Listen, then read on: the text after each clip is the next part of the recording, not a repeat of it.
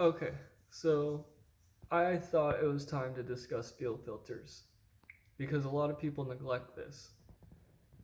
I've been known to neglect it, and I know better. So, in my fuel system that I built for the Subaru, I went ahead and got myself an Aeromotive fuel filter. This is a billet housing canister where this end, see the line? It actually screws off and there's a cartridge in here. The great thing about these is I can get different cartridges. I can get different micron levels for the different fuels that I might want to run, right? So if I'm running just regular pump gas, I can run a like paper type cartridge. If I'm running E85, E90 ethanol, right, then I'll want to run a glass mat that's a finer micron. So the other thing about that is you guys want to make sure that you change that shit, right? It's a consumable item, just like anything else. Just like that filter is a consumable item. So you can recharge this, right? You clean it, a little bit of oil, back on the car it goes. That, and it's a consumable because you got to replace it eventually, right? That's why I've got another one sitting up there, ready to go, and I can swap them out in between using them so I don't ever get a wet filter. But this is fuel filter. So when you're doing this, just take it off, slide it out, slide a new one in, done. Change it, you know, at least once a year. I mean, OEM manufacturers recommend on 100% of vehicles, you need to be changing your fuel filter at least once a year. There's no mileage, no nothing, minimum once a year, right? $20 part will save you thousands of dollars in injectors, fuel pump, burnt wiring harnesses, melted wiring harnesses, failed, just all kinds of stuff can result over a $20 fuel filter. Now, not all of them are easy like mine, where it's right here in the engine bay, super easy to get to. A lot of OEM stuff is like either in the gas tank or it's going to be underneath the car somewhere, up underneath the ass end, behind a spare tire, gotta drop the tank, whatever. Subaru on these, the reason why it's super important, and you want this thing as close to your injectors as possible to eliminate any type of debris getting to the injectors, right? So what you want to do is try and get it up here. Idealistically, it'd be sitting right over here on the end of your first fuel rail or right before your Y to both your fuel rails. So, which that's what that does. There's like, I don't know, a foot before it goes to the fuel rails. So, without putting one of these Aeromotives or something similar to it on your car and your fuel line, then you have to access your fuel pump because it's on the bottom of the pump. Yes. So here's your OEM fuel pump, and that's all you get for a fuel filter. That is it. I don't even know how old that is, but you can't even see through it or anything. You should be able to see light, and there is no light.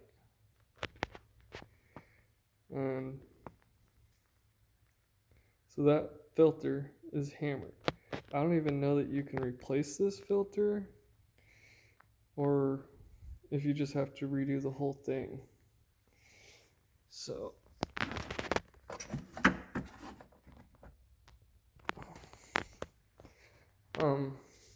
if you can, if somebody knows that you can replace that filter, throw it down in the comments, let everybody know. Personally, I'll just spend, you're going to be doing AN fuel lines, right? If you're putting fuel rails and injectors in, I'll just snatch one of these Aeromotives. You can get them in 6 AN, 8 AN, 10 AN, whatever you're running for fuel line. Right, I got a 6 AN one, kind of dumb on my part. I did that because I was running 6 AN fuel line. Now I know I really should have ran 8 AN fuel line from here back to the fuel tank. So eventually I'm gonna buy a new one, and it'll be an 8 AN fuel filter canister, and then I'll run an 8 AN from here back to the fuel tank, and then up here I can put an adapter from 8 to 6 right here on the end of it, and then just leave my original fuel lines. I still need to take some time and relocate all this stuff because I was just in a hurry when I put the motor in, and it's been this way now for a year. But you can see the fuel line kind of runs a little close to the turbo, and we don't like hot fuel, so I need to adjust that, fix that. And then your fuel pressure regulator, so you want this, you can put this anywhere in the vehicle, but what you need to know is the longer your vacuum port reference line is, the more lag it'll take for this thing to react, right? Because it needs that vacuum from here. So I can leave it here and have a super long line coming all the way down around and back, which I don't want, right? Because it's, depending on your horsepower rating and how much fuel you're trying to flow and everything else, 12 inches of that line can be enough to cause a fuel stumble. And I do notice it on this car when I'm hammer down, then let off, and then go back on it again. I get a stumble, and it's because this line is so long. So what I can do is I can bring it back over here and just run it down through and connect it into this. I kind of want to make a new bracket for this right here and kind of just put it there. And then I got to delete all this evap shit. And then I'm going to run it, I could run this over here and then run my fuel right there to that one. So fuel filters, there you go. Now you know, at least once a year. Change it, replace that shit, $20 plus maybe $5 for shipping. So we'll just say $30, and it'll save you a lot of time and headache because you'll start to starve your injectors. And I've actually seen your fuel filter get so clogged in that 1 year time frame. It's either a cloth or